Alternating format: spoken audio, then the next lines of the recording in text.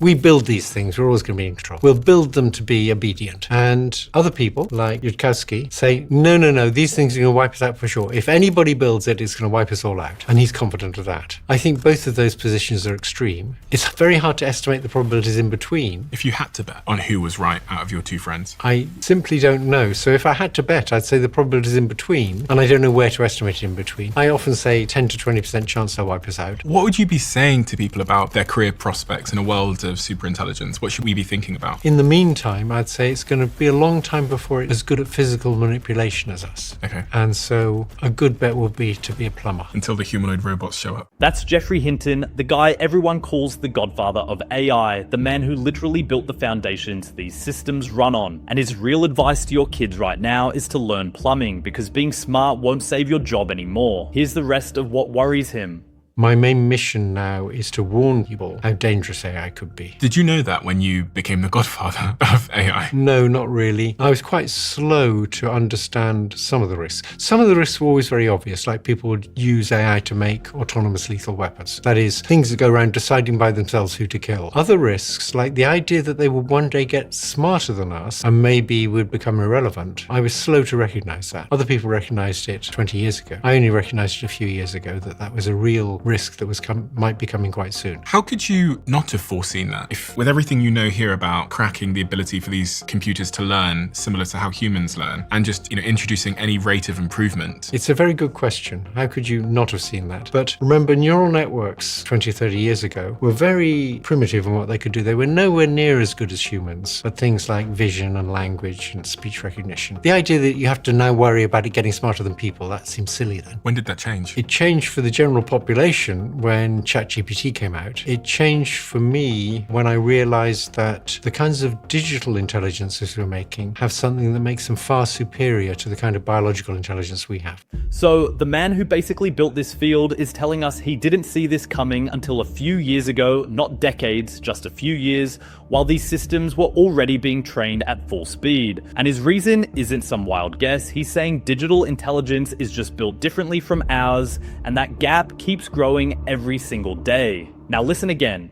So let's do the risks then. You talked about there's human risks and then there's... So I've distinguished these two kinds of risk. Yep. Let's talk about all the risks from bad human actors using AI. There's cyber attacks. So between 2023 and 2024, they increased by about a factor of 1200%. And that's probably because these large language models make it much easier to do phishing attacks. And a phishing attack, for anyone that doesn't know, is...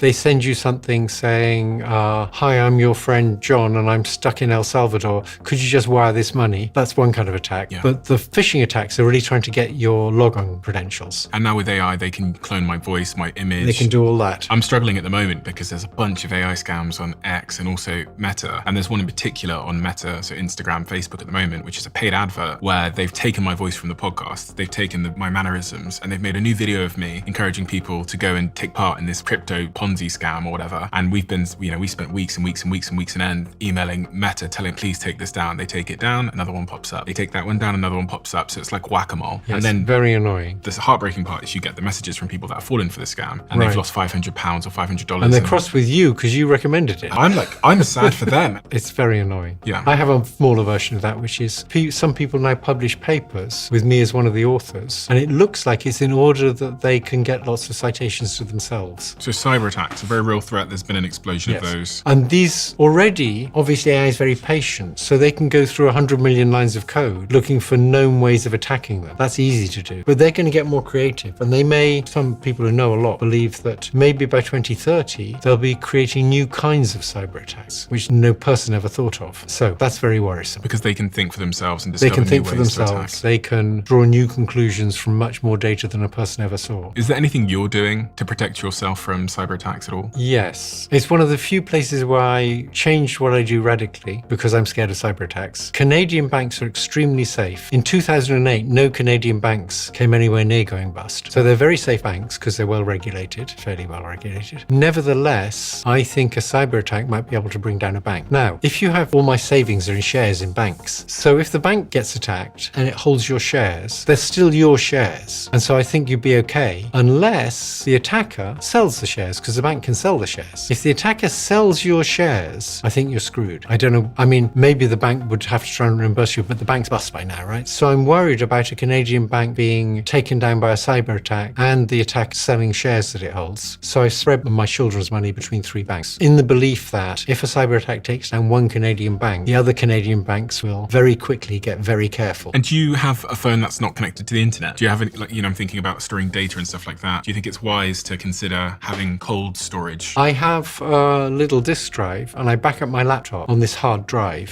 So I actually have everything on my laptop on a hard drive. At least, if the whole internet went down, I had the sense I still got it on my laptop and I still got my information. Okay. Then the next thing is using AIs to create nasty viruses. Okay. And the problem with that is that just requires one crazy guy with a grudge. One guy who knows a little bit of molecular biology, knows a lot about AI, and just wants to destroy the world. You can now create new viruses relatively cheaply using AI. And you don't have to be a very skilled molecular biologist to do it. And that's very scary. So you could have a small cult, for example. And a small cult might be able to raise a few $1 million. For a few $1 million, they might be able to design a whole bunch of viruses. Well, I'm thinking about some of our foreign adversaries doing government-funded programs. I mean, there was lots of talk around COVID and the Wuhan laboratory and what they were doing in gain-of-function research. But I'm wondering if in, a China or a Russia or an Iran or something, the government could fund a program for a small group of scientists to make a virus that they could, I think they could, yes. Guys, cyber attacks jumped 1,200% in 1 year, and Hinton is saying by 2030 these systems might invent attacks no human has ever thought of, which means there's no defense ready for it. On top of that, he's saying a small cult with a few $1 million could design a virus right now using AI, no real science background required. Honestly, that's not a thought experiment anymore. That's the guy who built this stuff telling you the door is already open. Then there's corrupting elections. So if you wanted to use AI to corrupt elections, a very effective thing is to be able to do targeted political advertisements where you know a lot about the person. So anybody who wanted to use AI for corrupting elections would try and get as much data as they could about everybody in the electorate. With that in mind, it's a bit worrying what Musk is doing at present in the States, going in and insisting on getting access to all these things that were very carefully siloed. The claim is it's to make things more efficient, but it's exactly what you would want if you intended to corrupt the next election. How do you mean? Because you get all this data on the You get all this data on people. Yeah. You know how much they make, where they, you know everything about them. Once you know that, it's very easy to manipulate. Because you can make an AI that... You can send messages that they'll find very convincing, telling them not to vote, for example. So I have no reason other than common sense to think this, but I wouldn't be surprised if part of the motivation of getting all this data from American government sources is to corrupt elections. Another part might be that it's very nice training data for a big model. But he would have to be taking that data from the government and feeding it into his... Yes, and what they've done is turned off lots of the security controls, got rid of some of the organization to protect against that. So that's corrupting elections. Okay, then there's creating these 2 echo chambers by organizations like YouTube and Facebook, showing people things that will make them indignant. People love to be indignant. Indignant as in angry? Or what does indignant mean? Feeling, I'm sort of angry but feeling righteous. Okay. So for example, if you were to show me something that said, Trump did this crazy thing, here's a video of Trump doing this completely crazy thing, I would immediately click on it. Okay, so putting us in echo chambers and dividing us. Yes, and that's the policy that YouTube and Facebook and others use for deciding what to show you next, is causing that. If they had a policy of showing you balanced things, they wouldn't get so many clicks and they wouldn't be able to sell so many advertisements. And so it's basically the profit motive is saying, show them whatever will make them click. And what will make them click is things that are more and more extreme. And that confirm my existing bias. And they confirm my existing bias. So you're getting your biases confirmed all the time. Further and further and further and further, which means you're driving Which away is now from there's people. in the States there's 2 communities that don't hardly talk to each other. I'm not sure people realize that this is actually happening every time they open an app. But if you go on a TikTok or a YouTube or one of these big social networks, the algorithm you said is designed to show you more of the things that you had interest in last time. So if you just play that out over 10 years, it's going to drive you further and further and further into whatever ideology or belief you have, and further away from nuance and common sense and parity, which is a pretty remarkable thing.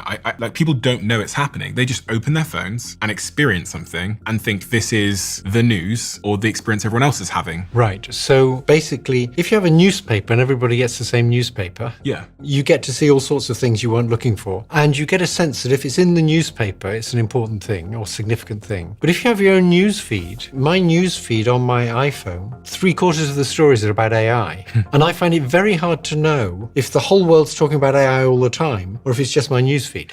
So the same tools used to sell you sneakers can be pointed straight at an election, and the guy with the most government data access right now is doing exactly what you'd do if you wanted to rig the next vote. And none of us even notice it happening because the algorithm just feels like our phone, not a weapon aimed at how we think. 10 years of that, Hinton says, and we won't even share the same reality with the person sitting next to us. Listen, he has more to say about that.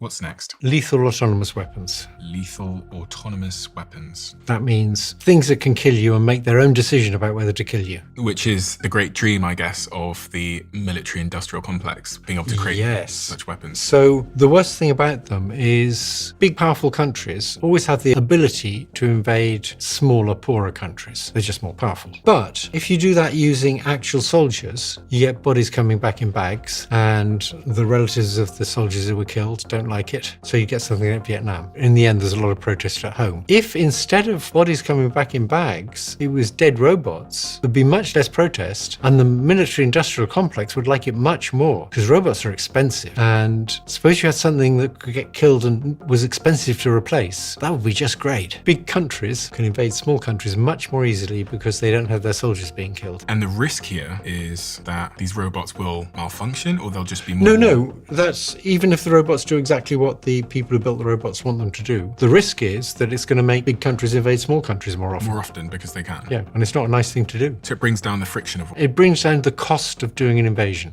And these machines will be smarter at warfare as well, so they'll be Well, better. even when the machines aren't smarter. So the lethal autonomous weapons, they can make them now. I think all the big defense departments are busy making them. Even if they're not smarter than people, they're still very nasty, scary things. Because I'm thinking that, they could show just a picture, go get this guy, and go take out anyone he's been texting, and this little wasp. So 2 days ago, I was visiting a friend of mine in Sussex who had a drone that cost less than £200, and the drone went up. It took a good look at me, and then it could follow me through the woods. It was very spooky having this drone. It was about 2 meters behind me. It was looking at me. If I moved over there, it could just track me for £200. But it was already quite spooky. I imagine there's, as you say, a race going on as we speak to who can build the most complex autonomous weapons. There is a risk, I often hear, that some of these things will combine, and the cyber attack will release weapons. Sure, you can combinatorially many risks by combining these other risks. So, I mean, for example, you could get a superintelligent AI that decides to get rid of people, and the obvious way to do that is just to make one of these nasty viruses. If you made a virus that was very contagious, very lethal, and very slow,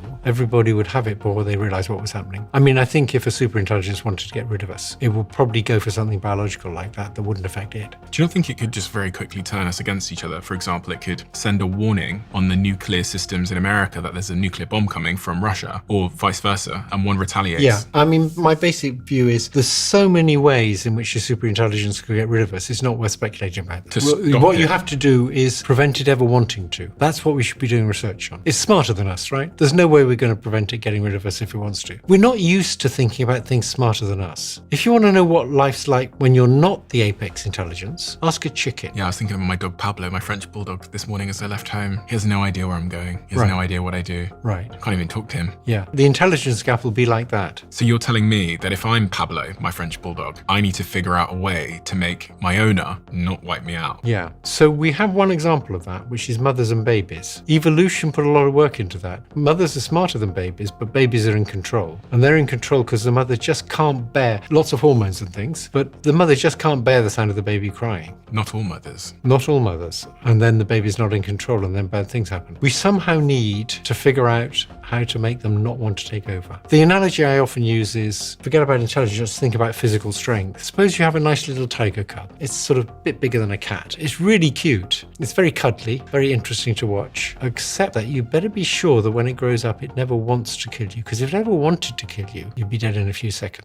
So imagine robots deciding on their own who dies, which means wars get easier to start because nobody has to bury their own soldiers anymore. And if a real superintelligence ever wanted us gone, Hinton says there's no way to stop it once it's smarter than us. Full stop. We are raising that tiger cub right now and just hoping it stays cuddly when it grows up.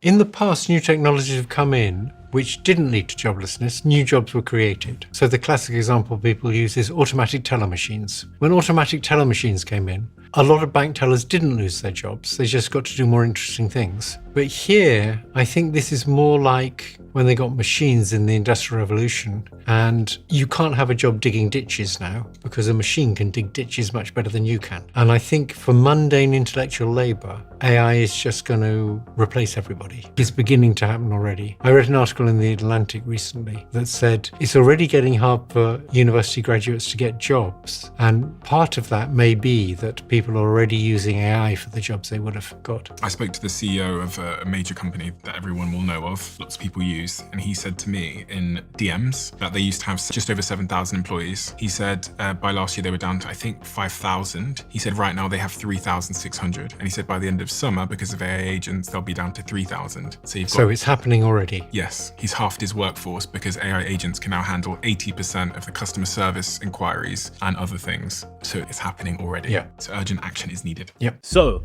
this isn't some future Hinton is guessing at. He's already got a CEO in his DMs cutting a 7,000 person company down to 3,000 because of AI agents right now this year. The man who built the foundations of this entire technology is putting a real number on human extinction, somewhere between 10 and 20%, and he still doesn't know if we can stop it. He said it himself near the end of that conversation. We assume we'll always be here to figure it out, but there's a beginning and an end to everything, and unless something changes soon, we might already be running out of time to fix this. If that unsettled you even a little, subscribe, because nobody at the top is slowing down to explain the plan like I do.